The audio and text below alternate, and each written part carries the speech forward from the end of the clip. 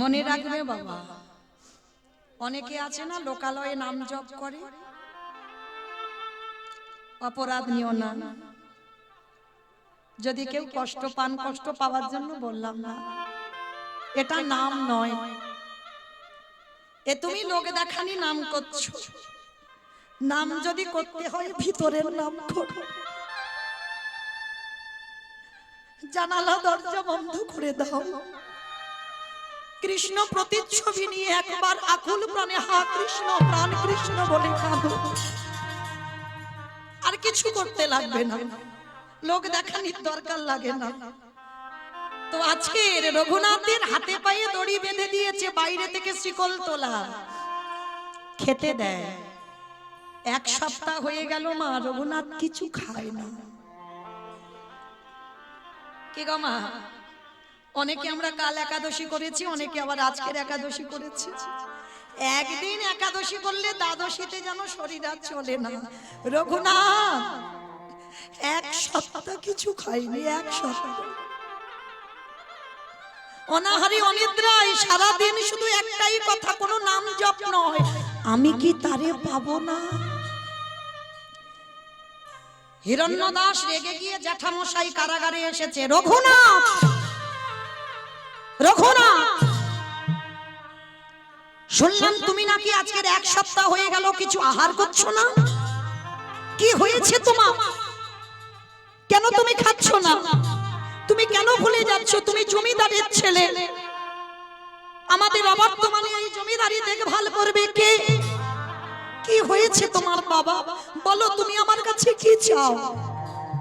যেই না জ্যাঠামশাই বলেছে কি চাও, সঙ্গে সঙ্গে ওই ছোট্ট ছেলে হাতে পায়ে দড়ি বাঁধা, তো রঘুনাথের মাথাটা জ্যাঠামশাই চরণে দিয়েছে। জেঠু, জেঠু, আমি চাইবো তুমি আমায় দেবে জেঠু। বলো না, আমি যা চাইবো তুমি আমায় দেবে। রঘুনাথ, আমি তোর কষ্ট দেখতে পাচ্ছি না, তোর কষ্ট আমি দেখতে পাচ্ছি। বল বাবা বল, একবার বল তুই আমার কাছে কি চাস। আগে তুমি আমার মাথা ছুঁয়ে বলো, এক সপ্তাহ যে খাইনি না, ছেলেটার কোনো ক্লান্তি নেই। কারণ কৃষ্ণকে যারা ভালোবাসে তাদের কোনো ক্লান্তি থাকে না। বলো না, বলো না জেঠু, আগে আমার মাথা ছুঁয়ে বলো, আমি চাইলে তুমি আমায় দেবে। দেব, দেব বাবা দেব, কিন্তু তুই কান্না বন্ধ কর, কান্না বন্ধ কর। তবে মনে রেখো জেঠু, তুমি কিন্তু আমায় কথা দিলে আমি যা চাইবো তুমি আমায় দেবে। তাহলে দাও, কৃষ্ণ এনে দাও,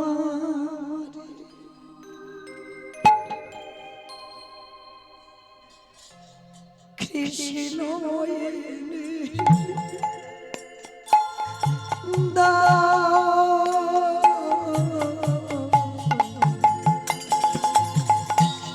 কৃষ্ণ এনে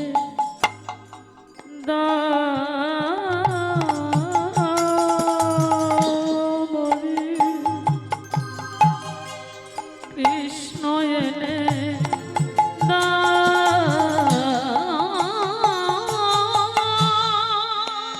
কৃষ্ণ ছাড়া আমার প্রাণে বাঁচে না।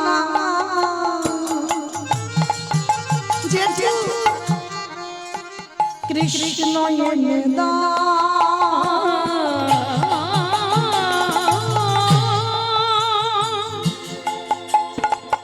কৃষ্ণ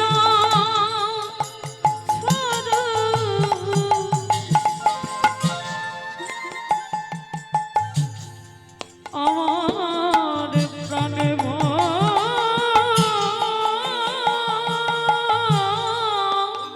না।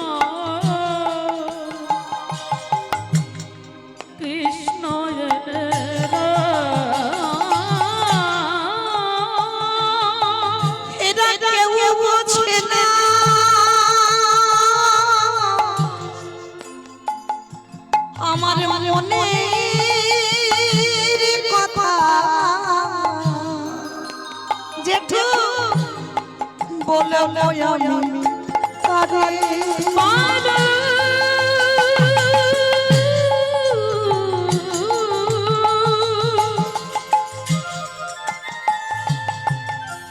এরা কেউ বোঝে না। সেটা কেউ জানে না আমার মনের কথা, কেউ জানে না। আমার মনে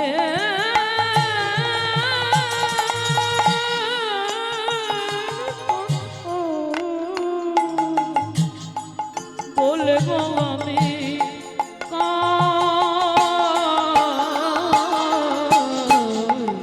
কৃষ্ণ এনে দাও আমারে, কৃষ্ণ এনে দাও,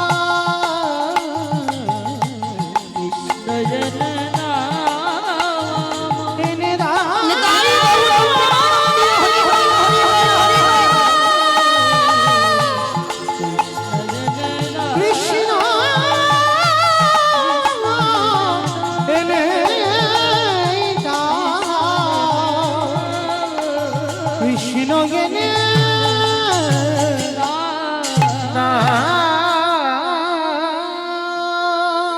রঘুনাথ, রঘুনাথ, রঘুনাথ, তুই কৃষ্ণ পাবার জন্য কাঁদছিস। খবর পেল গুরুদেব বলদেব আচার্য, সেই বলদেব আচার্য ছুটে এলো রঘুনাথের কাছে। রঘুনাথ, কৃষ্ণ বলে কাঁদলে কৃষ্ণ পাবি না বাবা, কাঁদতে যদি হয় গৌর বলে কাঁদ। কারণ রাধা কৃষ্ণ একাত্মা, দুই দেহ ধরি অনন্য বিলাসীর রসাস্বাদন করি, এই দুই ভাবিবে চৈতন্য গোসাই, ভাব রসাস্বাদিতে দোহে এ কোঠা। কৃষ্ণ বলে কাঁদলে কৃষ্ণ পাবি না, কারণ সেই রাধা কৃষ্ণ একাত্মা হয়ে কলিতে গৌর হয়েছে। গৌর বলে কাঁদ। গুরুদেব, গৌর বলে কাঁদবো, কোথায় পাবো গৌর? চলে যা নদীয়ার মাটিতে। কথাটা শোনার সঙ্গে বাবা জ্যাঠাকে সঙ্গে নিয়ে রঘুনাথ নবদ্বীপে গেল। কেমন ভাগ্য দেখো, নবদ্বীপে গিয়ে রঘুনাথ খবর পেল আমার নিমাই 24 বছর বয়সে সন্ন্যাস নিল। আভাগা যেদিকে যায় সাগর শুকায় যায়। এতদিন কৃষ্ণ বলে কেঁদেছিল, কৃষ্ণ তো পেলই না। যখন জানলো সেই কৃষ্ণ গৌর, গৌরকে পাবার জন্য নদিয়ায় গেল, আর গিয়ে দেখলো নিমাই 24 বছর বয়সে সন্ন্যাস। ফিরে এলো বাবা জ্যাঠার সঙ্গে। কিছুদিন পর খবর পেল শান্তিপুরে অদ্বৈত আচার্যের ঘরে আমার নিমাই এসেছে। আর তখনকার দিনে এরা তো নবাব ছিল, রাজরাজা, এদের কানে আগে খবরটা যেত। যখন গোবর্ধন আর হিরণ্য খবর পেল যে নিমাই ফিরেছে শান্তিপুরি অদ্বৈত আচার্যের ঘরে, সঙ্গে সঙ্গে বাবা ওই ছেলে রঘুনাথের হাতটা ধরে ছুটে গেল শান্তিপুরে। প্রভু আমার নর্তন কীর্তনে বিভোর, রসে তনু ঢর ঢর গৌর কিশোর বদ, রসে তনু ঢর ঢর গৌর কিশোর বদ, রসে তনু ঢর ঢর আমার গোনারি হে,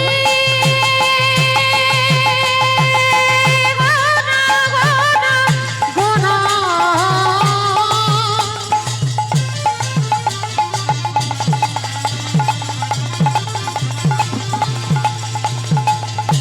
আমার গোরা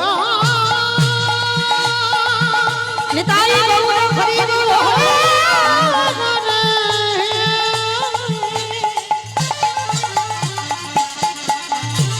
আমারে গোনা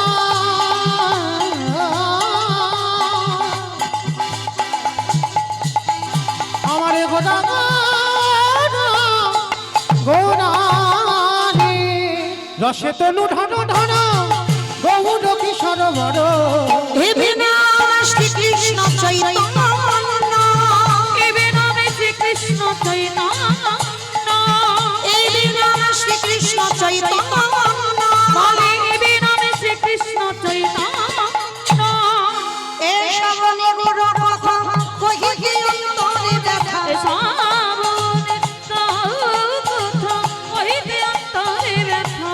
ভক্ত বিনা নাহি জানে অনন্য বিনা নাহি জানে আর ভক্ত বিনা নাহি জানি অন্য। ভক্ত বিনা নাহি জানে অন্য। একেবারে রঘুনাথ গিয়ে গৌর চরণে ষষ্ঠাঙ্গে দণ্ডবত। আর যেই না রঘুনাথ গিয়ে একেবারে গৌর চরণে পড়েছে, আরে ধর ধর ধর ধর। পাশে দাঁড়িয়েছিল গদাধর। যেই না দাঁড়িয়েছিল গদাধর, গদাধরকে বলছে, গদাধর যাও আমার প্রসাদী থালা থেকে কৃপা করে ওকে একটু প্রসাদী দিয়ে দাও। মহাপ্রভুর উচ্ছিষ্ট প্রসাদ, যে প্রসাদ পাওয়ার ক্ষমতা সবার হয় না। প্রথম দর্শনে বলল রঘুনাথকে প্রসাদ দাও, উচ্ছিষ্ট প্রসাদ পেল। এক সপ্তাহ প্রভুর চরণে রইল, সেবা পূজা করলো। প্রভু বলল, রঘুনাথ এবার আমি যাব, আমি আমার জায়গায় ফিরবো, জগন্নাথ ধাম শ্রীক্ষেত্র লীলাচল। তুমি কাজ করো, তুমি সংসারে ফিরে যাও। না না প্রভু না, আমি তো সংসারে যাব বলে আমি তো তোমার চরণে আসিনি গো। এই ছেলে, এখনো তো সে সময় হয়নি। কি বাবা, সময় যতদিন না হয় গৌর চরণে যাওয়া যায়? রঘুনাথ বিরক্ত করো না, বারবার বলছি, বাবা মা পড়াশোনা শিখিয়েছে, পড়াশোনা করেছো, বাবা মার জমিদারি দেখভাল করো, সেটাই তোমার জন্য ভালো হবে। না প্রভু, আমি ওই জমিদারি, আবার কথা বলে, মর্কট বৈরাগ্য ধারণ করবে না রঘুনাথ, লোক দেখানি বৈরাগ্য পালন করবে না। যেদিন প্রকৃত বৈরাগ্য আসবে সেদিন আমার কাছে আসবে, তার আগে নয়। আর তোমাকে আমার কাছে আসতে হবে না, আমি তোমাকে আমার কাছে আনবো। এখন আমি তোমার আদেশ দিলাম, তুমি ফিরে যাও, তুমি তোমার সংসারে।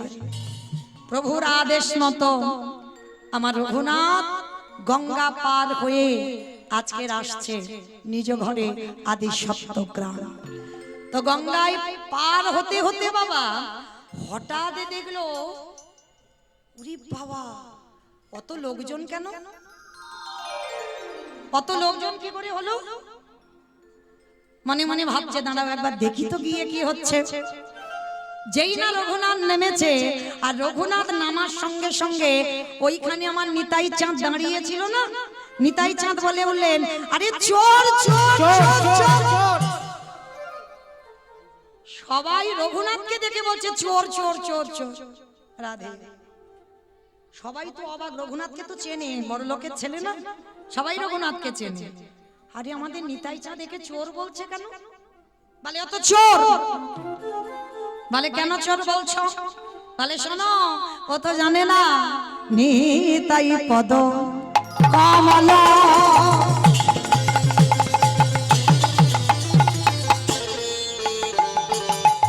কোটি চন্দ্র সুশীতলা অগণিতাই পদ কমলা কোটি চন্দ্র সুশীতল যে ছায়া জগত জুড়া ছায়া রে ছায়া জগত জুড়া। বলি হেন নিতাই বীরে রে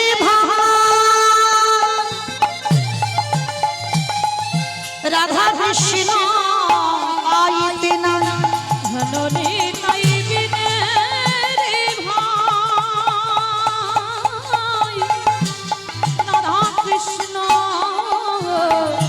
আইতে নাই। ভগবীর করি ঘর নিতাইয়ের পাই, তোমরা দৃঢ় করে ধরনে তায়ের পা।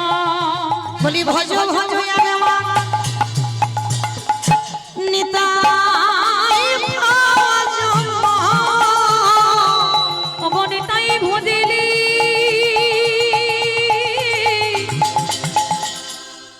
গৌর পাবে একেবারে ভজ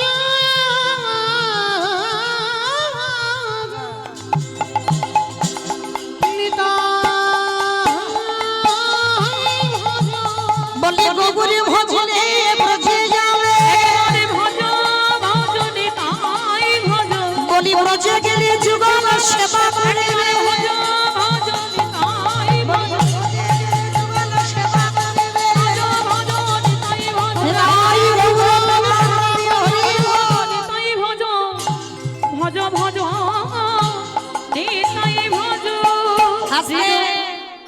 আজকে সেই যে নিতাই চাঁদ বলছে ও চোর, বলে কেন? আগে নিতাই না ভোজে আগে গৌরচরণে গেছে, তাহলে চোর নয়। ওই জন্য ওকে দণ্ড দেওয়া হবে। জায়গাটা কি হলো? জায়গাটার নাম হলো মা পানিহাটি। এই পানিহাটি নাম শোনেননি অনেকে? যেখানে চিরা দধির মহোৎসব হয়। এই দণ্ডটা কে দিয়েছিল? আমার নিতাই চাঁদ আমার রঘুনাথ দাস গোস্বামীকে দিয়েছিল। কেন? এই যে আগে আমার নিতাই না বোঝে আগে গৌরচরণে গেছে, যার জন্য নিতাই চাঁদ বলল দণ্ড দেওয়া হবে। কি না, এই পানিহাটির মেলাতে যত যত ভক্ত আছে সবাইকে চিড়ে দধি খাওয়াতে হবে। এইবার চিড়ে দধির ব্যবস্থা করা হলো। হিরণ্য দাস গোবর্ধন দাস এসে পানিহাটির মেলাতে যত যত ভক্ত চিড়ে দুধ দই মিষ্টি সবাইকে খাইয়ে দিল। এইবার রঘুনাথ ঘরে ফিরল। ঘরে ফিরে বড় হলো মা, দেখাশোনা করে রঘুনাথ বিয়ের দিনক্ষণ স্থির হলো। বিয়ে দেওয়া হলো, যার নাম হলো রত্নাবতী মা। বিয়ের দিন গেল, পরের দিন কাল রাত্রি ফুলসজ্জার দিন। প্রতিটা নারী স্বামীর কাছে চায়, কিন্তু রঘুনাথ ফুলসজ্জার দিন স্ত্রীর কাছে হাত পেতে চাইল। কি চেয়েছিল? চিরজনমের মতো এই রাত্রিবেলা আমাকে বিদায় দাও। বিদায়? কোথায় যাবে? আমি যেতে চাই কৃষ্ণ চরণ পাবার লালসায়। সেই রাতের অন্ধকারে মা রত্নাবতী চিরজনমের মতো স্বামীকে ত্যাগ করলো। কিন্তু ত্যাগ করার আগে একটাই কথা বলল, সারা জীবনের মতো আমি তোমাকে ত্যাগ করলাম বটে, যদি কোনোদিন কৃষ্ণ সনে দেখা হয় তোমার রত্নাবতী তোমার জন্য বসে রইল, তোমার রত্নাবতীর নামটা তার চরণে দিয়ে দিও। সেই রত্নাবতীকে ফেলে রঘুনাথ গেল জগন্নাথ ধাম, পুরী ধাম। প্রথম রঘুনাথ বৃন্দাবন যায়নি, জগন্নাথ ধামে গেল। আর জগন্নাথ ধামে যখন গেল, পরের দিন সকালবেলা বাবা জ্যাঠা খবর পেল রঘুনাথ পুরী ধামে চলে গেছে, আর সংসারে ফিরবে না। আর পরের দিন থেকে ওই বস্ত্র অর্থ সব ওই হুগলি জেলা থেকে পুরী ধামে যায়, আর রঘুনাথ গরিব ভিখারিদের দান করে। রাধে রাধে। কিন্তু মহাপ্রভুর এগুলো পছন্দ নয়। কেন? রঘুনাথ তোমার বাবা জ্যাঠার আছে বলে, তোমার বাবা জ্যাঠার অহংকার, তারা অন্ন দান করে, তারা বস্ত্র দান করে, তারা অর্থ দান করে, কিন্তু রঘুনাথ আমি চাই না, তুমি আমার ভক্ত হয়ে তুমি ওই বিষয়ের বস্তু নিয়ে তুমি দান করো। পরের দিন রঘুনাথ বাবা জ্যাঠাকে খবর পাঠালো, বাবা তোমরা কিছু আর পাঠাবে না। পাঠালো না। রঘুনাথ কি খায়? ওই পুরী ধামে নগরে নগরে ভিক্ষা করে যা পায় নিজে রান্না করে প্রসাদ পায়, সেটাও আমার মহাপ্রভুর পছন্দ নয়। রঘুনাথ যে ভিক্ষা করে খাবে এটা প্রভুর পছন্দ নয়, সেটাও বন্ধ করে দিল। তাহলে কি খাবে? যারা পুরী ধামে গেছেন, আনন্দ বাজার নিশ্চয়ই দেখেছেন, মন্দিরের ভিতরে যেখানে প্রসাদী বিক্রি হয়, ওই আনন্দ বাজারে রঘুনাথ বসে থাকে। আর ওই যেগুলো বেশি হয় যদি কেউ কৃপা করে রঘুনাথকে দেয়, এটাও আমার গৌর হরির পছন্দ নয়। স্বরূপ দামোদরকে দ্বারা খবর পাঠালো, রঘুনাথকে গিয়ে বলো ও যে অযাচিত ভাবে কারোর কাছ থেকে কিছু চেয়ে খাবে, পছন্দ নয়। তাহলে কি করবে মা? আনন্দ বাজারে বসে রইল, কেউ দিচ্ছে তাও পছন্দ নয়। তাহলে কতটা পরীক্ষা নিয়েছিল ওই জমিদারের ছেলে রঘুনাথের উপরে। শেষে দিন চলছে কি করে, এক সপ্তাহ কিছু খাইনি রঘুনাথ।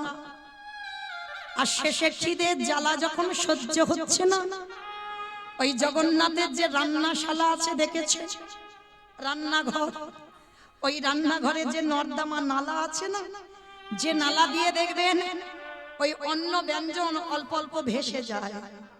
রঘুনাথের এত খিদে পেয়েছে, এক সপ্তাহ কিছু খাইনি, ওই নালাতে পড়ে আছে। আর নালা দিয়ে ওই পচা পান্তা ভাত, মানে সেই অন্নটা যদি হাতে তোলে মা গলে পড়ে যাবে। কৃষ্ণ ভজন তো সোজা নয়, গলা পচা পান্তা ভেসে যাচ্ছে, রঘুনাথ আঁচলা করে তুলে নিয়েছে।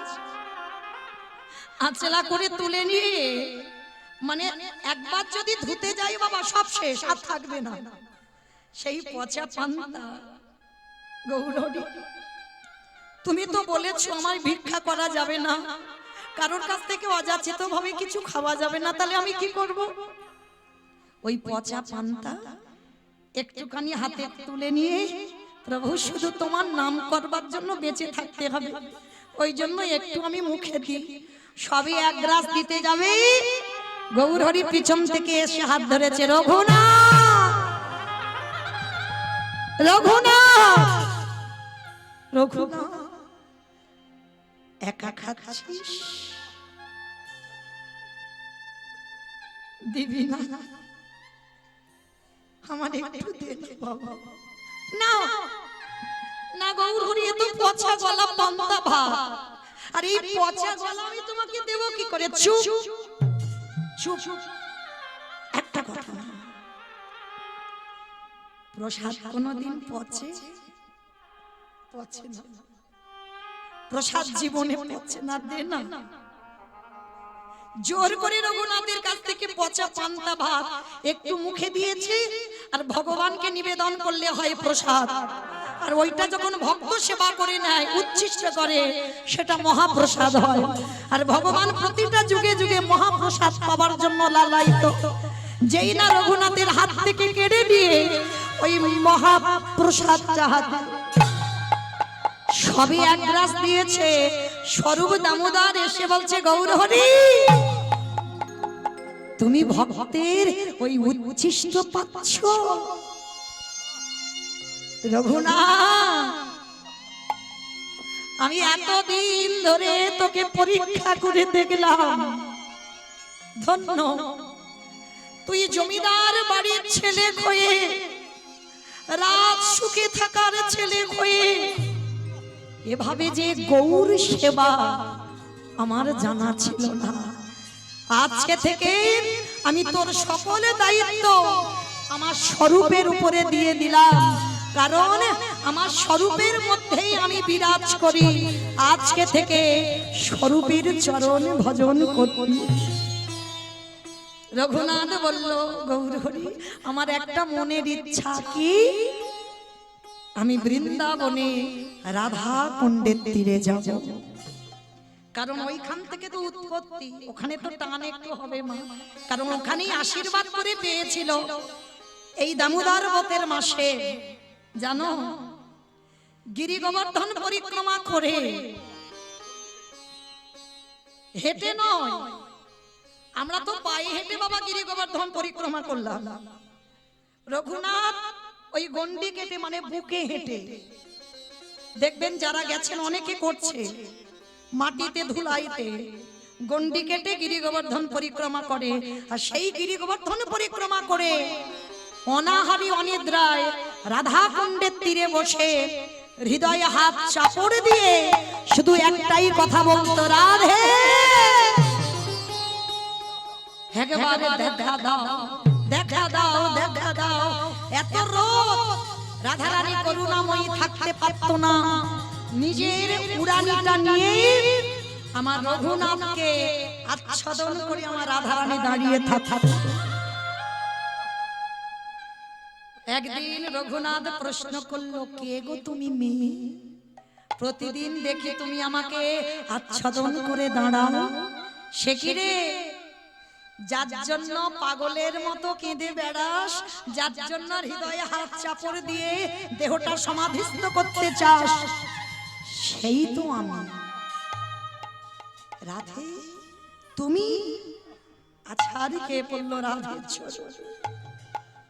তুমি আমার জন্য এত রোদে দাঁড়িয়ে আমাকে আচ্ছাদন করে আছো।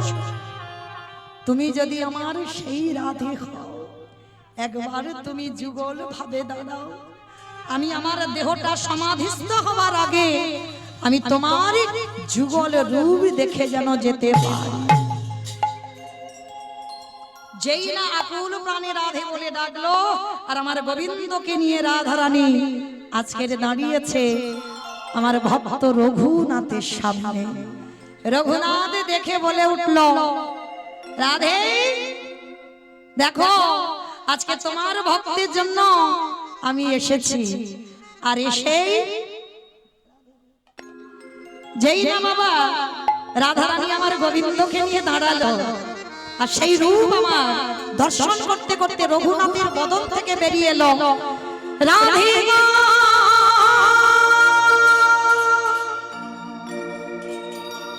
রাধে গো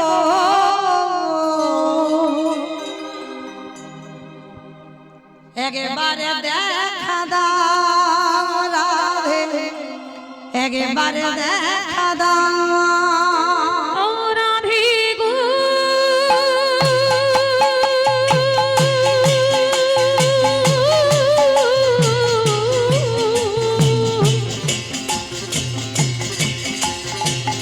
ও রাধে গো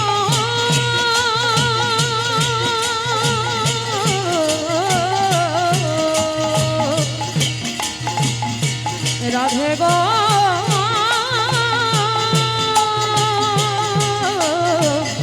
একেবারে দেখা দাও। গম্ভীর্য সাহারিণী রাধে, গম্ভীর্য শালিনী রাধে, প্রেম সায়রের মদালিনী রাধে, প্রেম সায়রের মনালিনী রাধে, প্রেম সমুদ্রের মদালিনী রাধে, প্রেম যমুনার মনালিনী রাধে। গম্ভীর্য শালীরা ও রাধে গো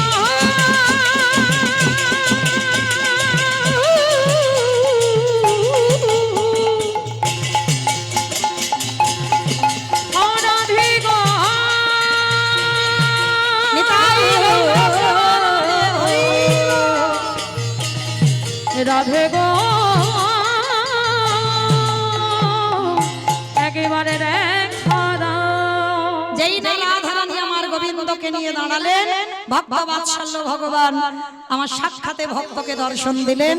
আর ভক্তগণ সবাই মিলে আজকে দর্শন করলেন রাধা কুণ্ডের তীরে আমার রাধা গোবিন্দের যুগল মাধুর্য। চলো শ্যামের বামে, শ্যামের বামে, শ্যামের বামে দাঁড়াইল নবীন কিশোরী গো। ও শ্যামের বামে দাঁড়াইল নবীন কিশোরী, স্বামীর বামে দাঁড়াইল নবীন কিশোরী গো। ওই শ্যামের বামে দাঁড়াইল নবীন কিশোরী, ললিতা বিশাখায়াদি ও যত সহচরী গো যত আস্তে সহচরী। ক্ষমা দেখে